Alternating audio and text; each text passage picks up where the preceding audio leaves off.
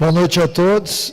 Realmente não foi um jogo fácil, né? Embora a gente tivesse um jogador a mais desde o final do primeiro tempo, nós vencemos por 1-0 e a gente alertou no vestiário que a única jogada perigosa do Cuiabá com um jogador a menos seria explorar a velocidade do Carlos Alberto e nas bolas paradas. E no primeiro lance do segundo tempo, ele recebe uma bola em profundidade, sai o escanteio e a gente acaba levando o gol.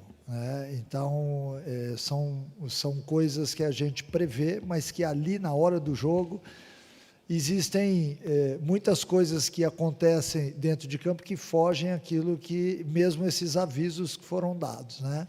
Enfim, aí a gente fica um pouco ansioso no jogo, acho que por ter um jogador a mais, a gente quer acelerar demais o jogo e tentar fazer o 2-1 de qualquer forma, e não consegue, óbvio. Aí a gente faz as alterações, o time fica um pouco mais técnico, mais baixo, né, em estatura, mas mais técnico, e acaba com a bola no chão, chegando ao segundo gol, e aí no final do jogo faz o terceiro com o Esli. Acho que o mais importante foi que a gente, dentro do jogo, teve uma postura diferente quando precisou ser um pouco mais técnico, mais letal.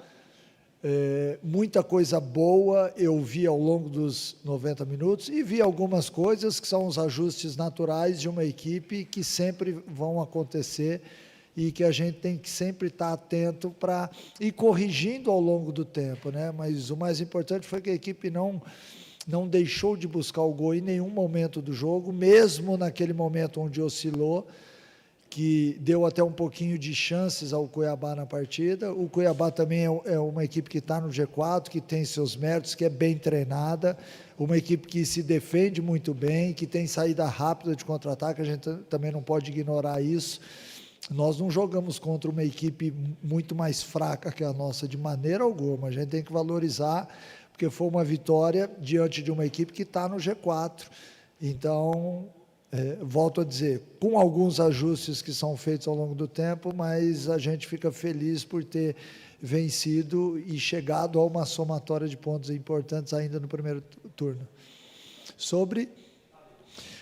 o Tadeu é um ícone do nosso time, né? Um atleta que, além de estar muito tempo no clube, muito identificado com o torcedor, e não é só com o torcedor que vem no estádio, a gente percebe isso nos aeroportos, ou mesmo fora de Goiânia. As crianças gostam muito do Tadeu, e quando você vê essa relação da criança com o atleta, você percebe o porquê. Ele tem uma energia muito boa, é um cara, é um exemplo no dia a dia, e ele vem demonstrando dentro de campo que ele tem outras coisas, além de defender muito bem o nosso gol, né? É um cara que bate pênaltis, que já fez vários gols, que vem dando assistência.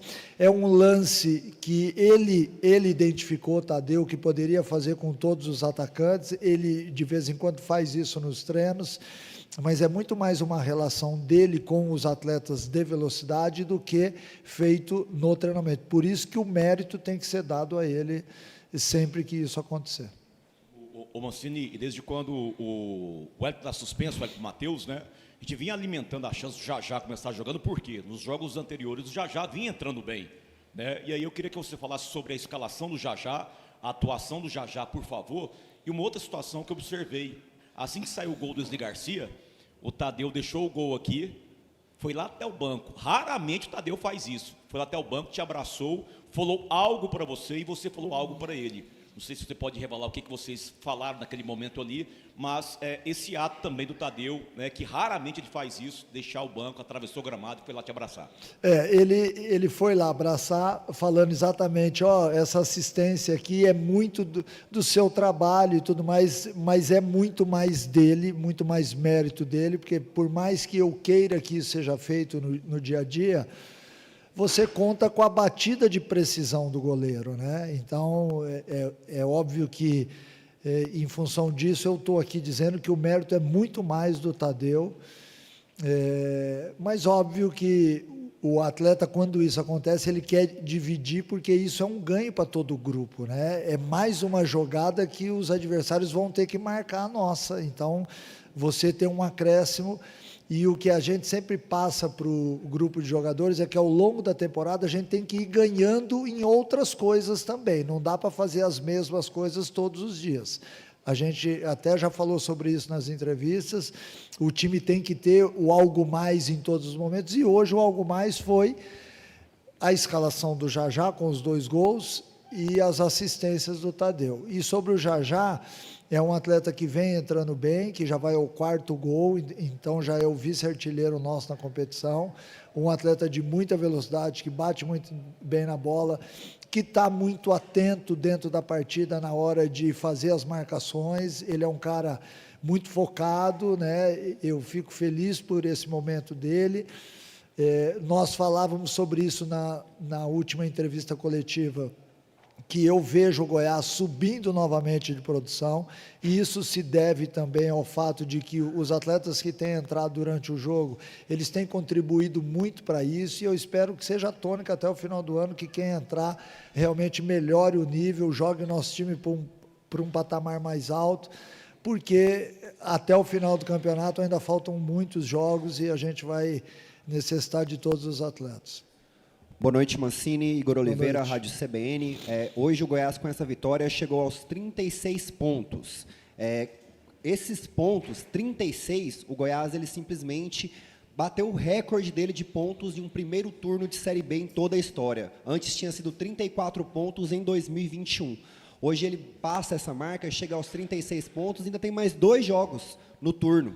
Como que você enxerga essa pontuação e o quanto que essa pontuação credencia um Goiás para estar de volta na Série A do ano que vem? Olha, é uma pontuação muito significativa, nos deixa felizes, mas a gente quer mais, né? A verdade é essa, a gente quer virar, obviamente tentando fazer mais os 6 pontos que ainda faltam. Nós sabemos que os 2 jogos serão muito difíceis, Novo Horizontino fora e Remo dentro de casa, assim como todos os outros jogos têm sido, né? Mas esses jogos diante de adversários mais fortes, a gente vem notando que há uma concentração maior e óbvio que isso deve ser assim mesmo, eu fico feliz por isso. A pontuação, o quanto mais nós somarmos pontos no primeiro turno e o quanto mais perto dos 40 pontos a gente chegar, nós vamos ter uma facilidade, entre aspas, se a gente pode chamar de facilidade, o segundo turno, onde a gente vai precisar de menos pontos para chegar ao nosso objetivo, né? Então, o quanto mais a gente fizer agora, mais gordura a gente vai ter. Nós estávamos fazendo uma conta de 2 pontos por jogo. Hoje foi o 17º jogo, aliás, a gente está 2 pontos acima da nossa média, que é uma média difícil de ser alcançada, é média de time que chega ao título, né? Então, por isso a gente sabe que hoje, vencendo, a gente abriu momentaneamente, se não me falha a memória, aí 10 pontos ou 11 pontos do quarto. É óbvio que faltam alguns times ainda jogarem, mas é importante isso, porque são 4 rodadas, então ao invés de faltarem 21 rodadas, a gente pode, entre aspas, falar que faltam 17, porque o adversário precisa ganhar 4 jogos para encostar na gente, sendo que a gente tem que perder os 4 jogos. Então, é importante a gente se situar bem, até porque a briga vai passar a ser diferente para as outras equipes, a partir do momento em que algumas equipes forem se desgarrando, e é o nosso objetivo, né? Somar o maior número de pontos possíveis. Mancini, boa noite. Thaís Teixeira, Rádio FG, Doutores da Bola. Bom, você fez algumas modificações, né, durante a partida, e uma delas me chamou a atenção, que você tira o zagueiro Messias e coloca um homem de frente, que é o Benítez. Qual que era seu plano com essa substituição e se a sua ideia ela foi bem executada? Ela foi bem executada, sim. Naquele momento do jogo, eu já pensava em tirar um homem de trás, porque quando a gente atacava, nós tínhamos o terceiro homem atrás da linha da bola. Eu tinha Messias, tinha Tite, tinha Gonçalo atrás da linha da bola. Então, eu não formava superioridade entre as 2 linhas de 4 do Cuiabá.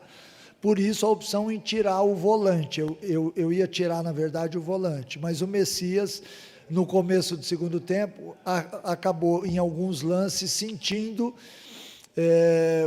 uma lesão antiga, veio a informação que ele suportaria o jogo, mas entre tirar o Gonçalo, que estava 100%, eu achei melhor tirar o Messias, que estava reclamando de uma dor antiga, e a saída do Lepo também, porque o Lepo teve uma virose na quinta-feira, não dormiu bem, de quinta para sexta, a gente achou melhor também tirá-lo para que o atleta não chegasse à exaustão.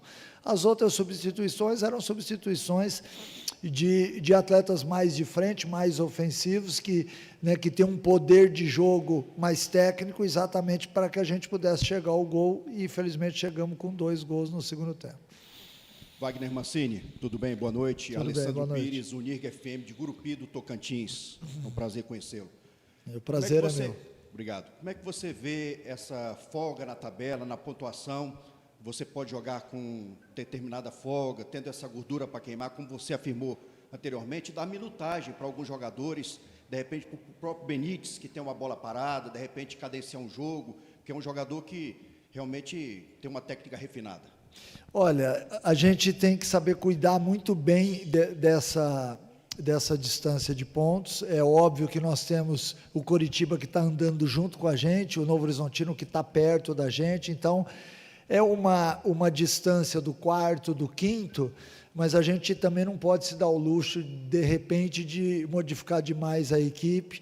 Eu tenho em mente e dando um pouquinho mais de jogo para Benítez, para Moraes, para Isli Garcia e para outros atletas, para Zé Hugo, para outros atletas que têm entrado no segundo tempo bem e que têm nos ajudado, exatamente para que a gente, ao invés de ter somente 11 jogadores, a gente tenha 17, 18 no mesmo nível.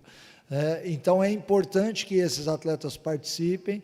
Sempre que eu tiver a chance de fazer a troca para ter um ganho nesse sentido, com certeza eu vou fazer. No último jogo, a gente tinha um pouco de dificuldade em montar o time lá diante do Atlético Paranaense. Eu tive que montar a equipe com 2 volantes, né? Hoje eu já tive um leque maior de opções, e eu espero que nas rodadas seguintes eu também tenha, exatamente para poder proporcionar isso a todos os atletas.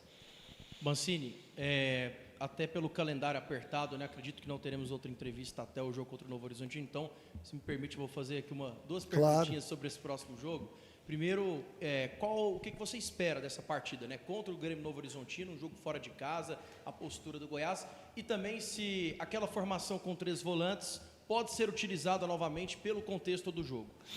Olha, eu, sinceramente, se essa pergunta fosse feita antes do jogo, eu te daria como uma boa possibilidade. Diante do jogo que nós fizemos hoje, outros atletas tendo destaque, eu vou repensar.